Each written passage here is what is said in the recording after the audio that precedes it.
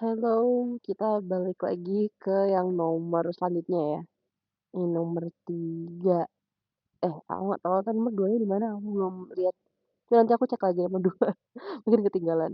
Oke, nomor 3 ini pertanyaan konsep ya, singkat, padat, dan berisi. Jadi beliau nggak mau kalau nggak ada isinya. Jadi singkat aja jawabnya nanti ya. Jadi apa yang dimaksud dengan donor, akseptor, dan dalam kaitannya dengan semikonduktor, bagaimana tingkat energinya? Jadi ini gampang, jadi sesuai namanya, aku tunjukin di gambar aja ya, tadi udah ini. Jadi kalau kita lagi ngomongin donor dan akseptor dalam semikonduktor lah itu kita mengacu pada suatu atom atau molekul yang dia tuh bisa menyumbang atau menerima. Jadi sesuai dengan namanya, kalau donor berarti dia menyumbang, kalau yang akseptor itu dia yang menerima. Nah, kalau di sini ditunjukkan, eee, di silikon P-type, ya aku kasih dia, ion-ion akseptor. Lalu untuk yang N-type, dia itu donor, dia pakainya positif ion atau ion-ion yang donor gitu. Itu aja sih. Lalu untuk apalagi tadi ya, itu, mmm, kaitannya dengan semikonduktor, ya itu tadi, dan bagaimana tingkat energinya. Kalau tingkat energinya dari kedua hal ini, mmm, kalau donor itu ya, aku tulis ajalah biar nggak lupa, ini di sini, donor atau, menyumbang, si penyumbang. Si penyumbang ini memiliki energinya ya, tingkat energinya lebih tinggi apa rendah ya? Lebih rendah sih seingatku, lebih rendah dari, level konduksinya. Level konduksi, sedangkan kalau yang akseptor tuh kebalikannya. Akseptor atau penerima ya, penerima elektron itu energinya lebih tinggi, ini rendah, tinggi, gitu. Itu aja untuk yang nomor A. Lalu yang nomor B, ini A, ini B. Apa yang dimaksud dengan energi gap? Jelaskan fenomena ini pada konduktor bla bla bla bla bla. Ini juga masih termasuk gampang ya. Jadi apa sih energi gap itu? Sesuai namanya, ada namanya gap ya. Jadi dia tuh ngomongin tentang adanya selisih dari pita valensi dan pita konduksi kalau dalam material. Nah, mungkin nanti kita cari gambarnya langsung aja. Semi ini energi dan diagram. Nah, ini bisa kalian lihat ya. Jadi untuk material tertentu, misalkan kita punya insulator, semikonduktor, konduktor tuh pasti beda-beda energi gapnya. Oke, sorry. Ini lebih bagus yang mana ya gambarnya? Ya, bolehlah ini. Ya, pokoknya, yang namanya energi gap atau, gap-nya antara kedua band ini, kedua pita energi ya ini namanya. Ada yang pita energi valensi, lalu ada yang di conduction, pita konduksi gitu. Nah, yang membedakan antara ketiga ini adalah, kalau kita ngomongin insulator, dia tuh punya band gap yang sangat besar sehingga, eee, sangat tidak memungkinkan bagi elektron untuk mengalir gitu ya, untuk berpindah ke conduction band dari sini, loncat dari sini ke sini tuh susah karena butuh energi yang sangat besar. Nah, sedangkan untuk semiconductor, dia ini, lebih kecil dan nanti bisa kita istilahnya customize, bisa kita kendalikan yang nantinya akan berguna untuk, banyak sekali device-device elektronik ya, memakai semikonduktor. Ya, nanti kalian akan belajar ini di praktikum zat padat yang sangat seru sekali, guys. Benar-benar mind blowing sih. Ya pokoknya itu, namanya semikonduktor ya, makanya, namanya semi karena dia seolah-olah Bisa dibilang insulator yang jelek. Karena dia dia band gap-nya ada, cuman kecil gitu. Sedangkan untuk konduktor atau metal, dia ini nggak punya band gap atau bahkan ada yang overlapping gitu. Sehingga ya elektronnya bebas mau mau, istilahnya jalan-jalan ke conduction band tuh ya bebas-bebas aja gitu. Sedangkan kalau yang di sini kan kita pasti butuh energi tambahan ya. Misalkan, eee, kita butuh sesuatu hal lain yang dapat mengecilkan band gap ini sehingga nanti si elektron dari valence band ini bisa ke si conduction band seperti itu. Atau ya gitu. Itu untuk yang nomor, aku assess dululah. Jadi ini masih gampang ya karena kalau, Bu Kotimah dan Bu Ari itu emang soalnya mungkin nanti kebanyakan di konsep sehingga ya siap-siap aja. Oke, ini untuk nomor 3B. Aku kasih nomor ini 3, ini 3. Nah, terus ke yang nomor 4, sebentar. Minum dulu.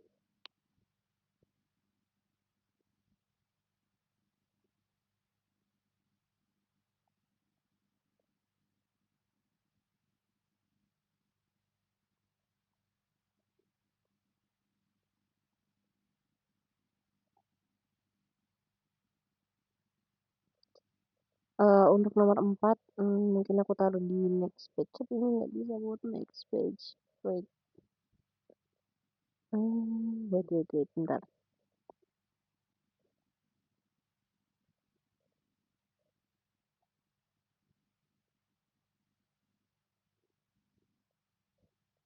Whatever lah. Aku tuh mau pindah page kan. Nah, masalahnya si di sini tuh nggak bisa karena di bagian sini itu ada, apa namanya,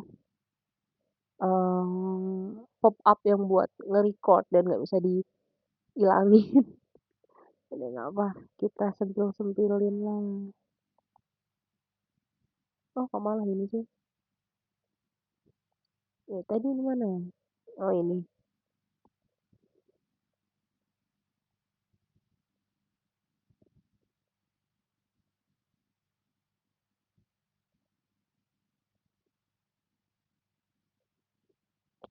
Oke, untuk nomor 4 ya. Ini nomor 4 aku kasih warna kuning lah biar beda. Silikon pada suhu bla bla bla didoping boron dengan konsentrasi dan juga didoping dengan arsenik yang konsentrasi bla bla bla. Nomor A, tipe apakah bahan semikonduktor tersebut? Tipe N atau tipe P? Nah, ini itu kita harus, tahu dulu ya si boron ini masuknya tuh donor atau akseptor gitu. Nah, bahan, pendoping, maksudnya material pendopingnya kan tuh ada boron sama apa, arsenik. Nah, manakah yang termasuk, eee, donor, mana yang masuk akseptor. Jadi kalau kita kerjakan berarti, eee, ini ngapalin sih sebenarnya. Sebenarnya bisa dilihat dari tabel periodiknya ya. Nah, kalau boron itu masuknya adalah akseptor.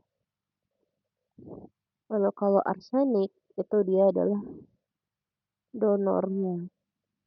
Kalau kita pengen tahu bahan semikonductor ini bahannya apa, tipe N atau tipe P, berarti kita tinggal lihat aja mana yang lebih dominan gitu. Karena di sini kita tahu bahwa si boron itu lebih banyak ya daripada si arsenik. Berarti kita tahu bahwa oh si silikon ini, semikonduktor kita ini, dia itu akan menjadi semikonduktor tipe tipe apa? Tipe P, tipe P ya, karena lebih banyak akseptornya. Kenapa? Ya karena kalau lebih banyak akseptornya kan nanti akan lebih banyak hole-nya gitu loh.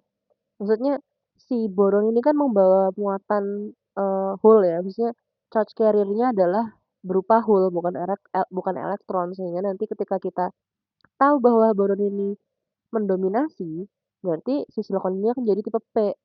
karena dia lebih dominan hole-nya. Tuh, gitu aja. Ini kan untuk penjelasannya kan berarti ya yaitu karena lebih dominan yang boron yaitu adalah pembawa charge carrier hole gitu.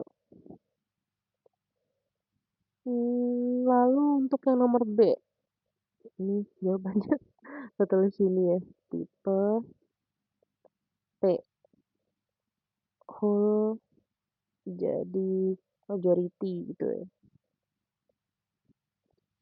Lalu untuk yang B, tentukan konsentrasi hole dan elektron pada kesetimbangan thermal. Oke, kalau dalam kesetimbangan thermal berarti hubungan antara si pembawa charge carrier-nya. Kalau di sini kan kita tahu dia bakal jadi hole ya. Terus yang minoritasnya nanti berarti yang elektron. Nah, berarti kita kita tahu bahwa dia dihubungkan, misalnya ada relasinya antara kedua itu. Gimana kalau misalkan aku tulis yang hole itu konsentrasinya P gitu ya. Kalau yang satu N, positif negatif gitu lebih gampangnya. Jadi nanti kita punya N0, P0 sama dengan Ni kuadrat. Nah, di mana si N ini adalah konsentrasi intrinsik elektron di silikon ketika suhunya ya pada yang diketahui nih 300 Kelvin. Terus di sini ada kita tahu ya berapa? Sat Oke, bentar-bentar.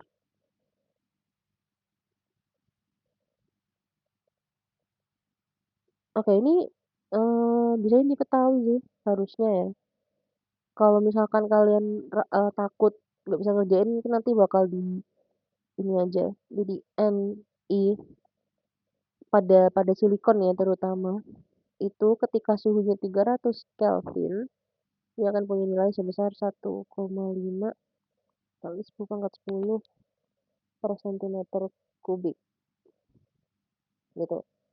Nah, dalam semikonduktor kita ini kan jadinya tipe P ya. Konsentrasi hole-nya ini kira-kira bakal sama dengan si konsentrasi akseptornya.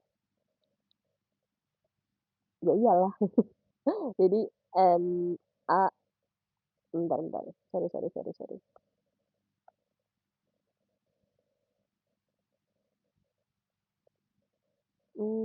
Iya, benar. Jadi konsentrasi hole-nya kalau tulis P0 gitu, itu akan sama dengan konsentrasi akseptor neto. Berarti kita punya Na min Md si donor, akseptor minus donornya. Berarti ya tinggal dikurangin aja. Itu kita Na-nya punya 1,5 kali 10 pangkat berapa itu? 15 minus 8 kali 10 pangkat 14. Ini tinggal dihitung lah ya. Kita punya 15 minus 8 kali 10 pangkat 14. Berarti kita punya 15 min 8 berapa? 5, 2, 7. 7 kali 10 pangkat 14. Udah deh tinggal. Oh, belum deh. Ini masih konsentrasi holonya. Ini per 1 centimeter. Centimeter kubik. Jadi centimeter minus 3 gitu ya. Nah, kalau untuk yang elektronnya, kita kan punya relasi ini nih. Jadi kalian tinggal cari untuk si N0, karena kan N0 udah tahu ya. Jadi nanti tinggal dihitung aja. Jadi nanti N0 itu akan sama dengan ya Ni kuadrat yang si silikonnya itu dibagi dengan si konsentrasi hole-nya yaitu P0. Udah deh selesai, nanti tinggal dicari. Karena itu nggak cukup jadi kalian hitung sendiri aja. Oke, ini ingat aja rumusnya yang ini sama yang ini. Ini untuk silikon ya, karena itu yang paling umum dipakai, yang paling terkenal juga. Nah, oke, itu untuk soal nomor 3 dan 4.